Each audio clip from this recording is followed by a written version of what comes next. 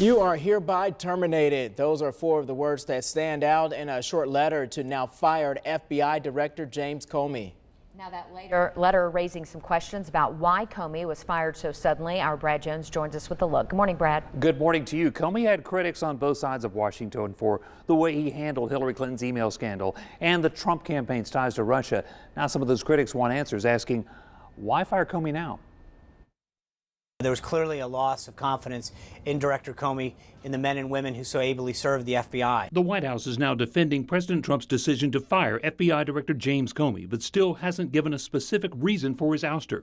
What I can tell you is that the president, when given these recommendations, made a decision to accept their conclusions and to remove Director Comey and begin that restoration of confidence. Former FBI Assistant Director Bill Gavin, though, criticized Comey for his handling of recent investigations related to the 2016 presidential election. It's something that had to happen. Jim Comey is a bright guy. He's an ethical guy. But the bottom line is, when he made a prosecutive opinion in an investigative matter, he made a mistake. While Democrats have blamed Comey for Democrat Hillary Clinton losing the election, after holding a press conference on the FBI investigation into her emails before the election, they're questioning his firing. I told the president, Mr. President, with all due respect, you are making a big mistake.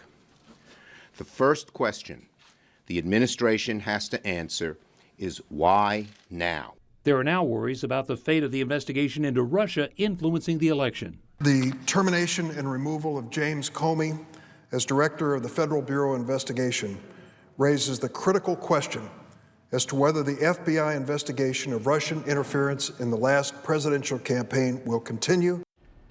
For now, Andrew McCabe will take over as the acting FBI director until the Senate can confirm a replacement, a permanent one anyway. Ahead at 6, we're taking a look at who could be on the short list for that job.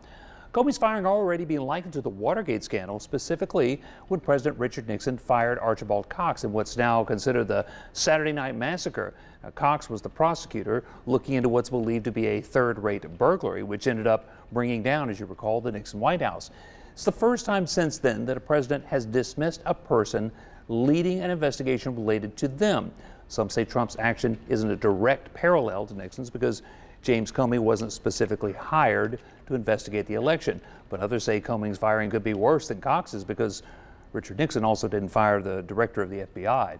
Even so, since Watergate, most presidents have been hesitant about going toe-to-toe with the Federal Bureau of Investigation. Former President Bill Clinton fired William Sessions in 1993 after his ethics came into question. His successor, Louis Freeh, ended up helping an independent counsel investigate Clinton, but Clinton never risked firing him. Now, it was also a similar situation for President George W. Bush when the FBI Director Robert Mueller III threatened to resign if the administration reauthorized a secret surveillance program that he considered to be illegal. During that time, Mueller had support from James Comey, who was then Deputy Attorney General. Bush backed down, instead revised the legal justification of the program. So this is obviously a major move for the president, and there are a whole lot of questions about just why it happened and why now. And interesting to hear lawmakers speak both for and against the decision. Yeah, and from both sides of the aisle. There'll be a lot of questions for sure. Brett, thanks. Sure.